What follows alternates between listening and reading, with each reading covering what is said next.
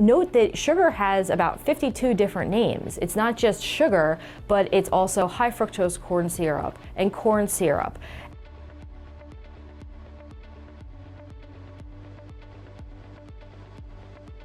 Well, kicking in a sugar addiction is particularly tough, largely because we live in a society in which we're constantly being bombarded with access to sugar-rich foods, with cues associated with those foods, with social pressures to eat those foods. So for many people, it can be a really, really tough addiction to break. But there are a few things that you can do. One is to know where the sugars are. Many of us are overeating way too much sugar because we don't realize that it's actually hidden in a lot of the different foods that we consume.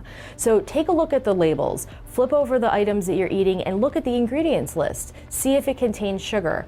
Another thing is, note that sugar has about 52 different names. It's not just sugar, but it's also high fructose corn syrup and corn syrup and apple concentrate.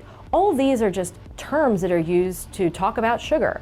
So know the names for sugar in addition to knowing whether or not it exists in your foods. Also, one thing you can do is have a plan for dealing with the cravings. Really, the cravings are what sets us down this road of addiction, because if we give into a craving by overeating, it stimulates the brain reward system and we find ourselves in that cycle of addiction again.